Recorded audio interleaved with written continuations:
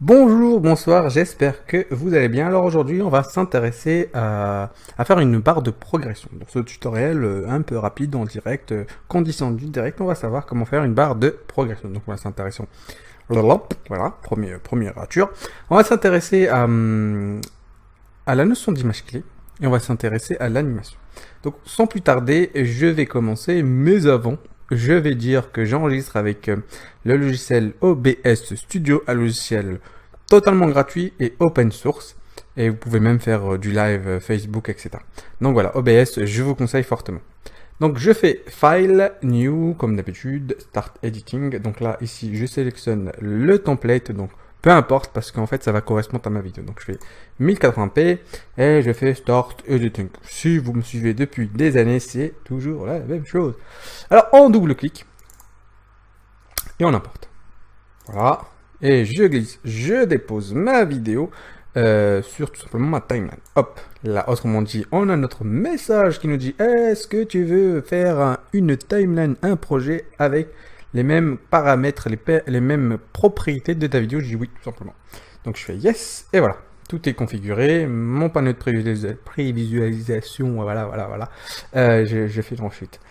Et correspond à ma vidéo, jusqu'à là, tout va bien. Donc là, maintenant, je vais faire un clic droit et je vais faire Make Composition Shot.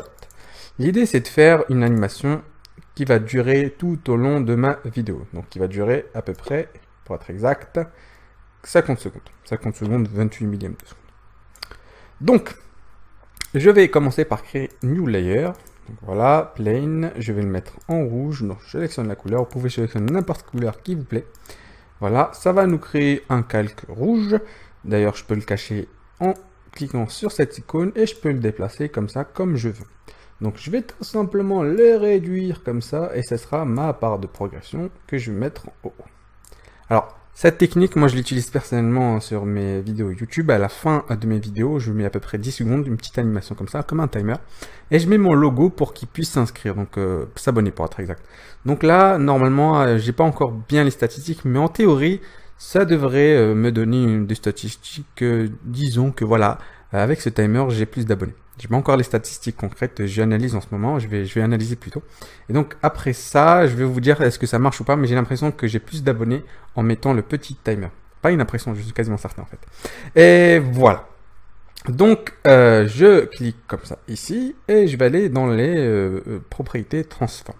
Alors très important, la notion d'animation dans ce genre de logiciel, donc Etume Express, After Effects, Premiere Pro, c'est toujours la même chose. La notion d'animation, c'est de l'animation vectorielle, c'est de l'animation mathématique, hein. C'est de l'animation de savant, non je rigole. C'est de l'animation, ce qu'on appelle l'animation avec des images clés.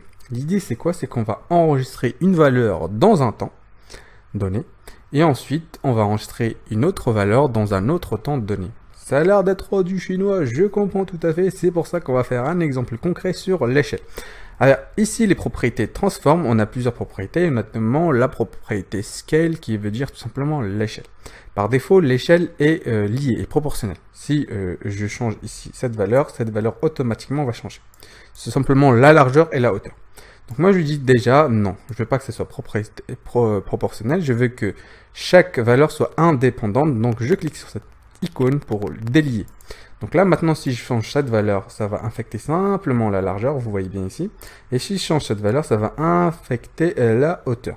Donc moi, je ne vais pas l'animer sur la hauteur, même si vous pouvez l'animer sur la hauteur. Donc moi, hop, automatiquement, je vais lui dire au début, c'est 0. Donc hop, 0. Donc là, je suis à 0 secondes. Ça, c'est mon petit timer, c'est 0 secondes. Et je vais activer l'échelle. Activer, pour être exact, l'animation. Je dis OK, j'appuie ici, hop. À partir de maintenant, je veux que tu sois en mode animation. Automatiquement, il m'a créé une image clé. Une image clé, c'est tout simplement, on va enregistrer une valeur par rapport à un temps donné. Autrement dit, je vais vous le traduire ça tout de suite. Ça, ici, cette image clé nous donne la valeur 0 ici. Et on est à 0 secondes. Je vais le déplacer ici, mon curseur, jusqu'à la fin de la vidéo. Voilà. Et je vais dire maintenant, tu vas t'animer. Hop. Voilà.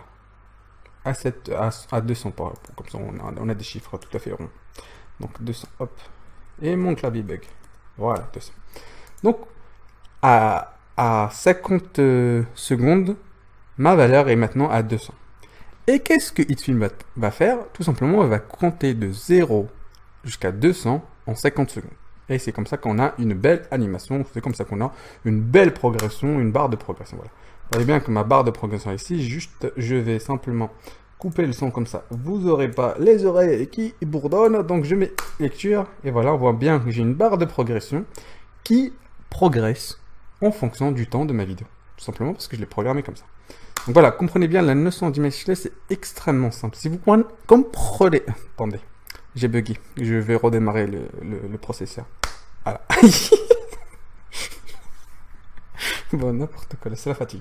Donc, franchement, je suis choqué de moi-même. Donc, l'idée, c'est quoi? C'est que quand vous enregistrez une image clé, vous enregistrez une valeur et vous enregistrez un temps, tout simplement. Et l'ordinateur, qu'est-ce qu'il va faire? Il va tout simplement faire la différence.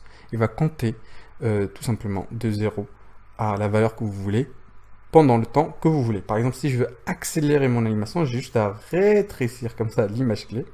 Si je veux ralentir mon animation, je vais éloigner comme ça mon image clé. Et donc ici, on a la notion de temps. Ici, tout simplement, c'est la notion de temps. Et ça, c'est les valeurs qu'on veut. Regardez, hop. Et hop, il faut voir bien que mon animation change. Donc voilà. Je mets lecture. On a une belle barre de progression. Moi, par contre, je veux que ma barre de progression n'avance que de ce sens-là. Donc, qu'est-ce que je vais faire? Je vais la reculer ici. Hop. En plein milieu. Comme ça, on va pas voir ici que ça avance. On va voir que ça avance que de ce côté-là. Donc, si je mets lecture, on voit qu'elle avance de simplement un côté. Hop, hop, lecture. Donc, on voit bien qu'elle progresse en fonction du temps. Bien sûr, si vous voulez inverser l'animation, c'est extrêmement simple. On va simplement inverser les images clés. Hop, et hop, voilà. Et voilà. Donc, on inverse les images clés. Hop, et maintenant, forcément, l'animation sera inversée. Hop. Et hop, voilà. L'animation est inversée, donc le timer, on fait une barre de dégression, tout simplement. Donc voilà pour Hitfilm Express, comment faire une barre de progression.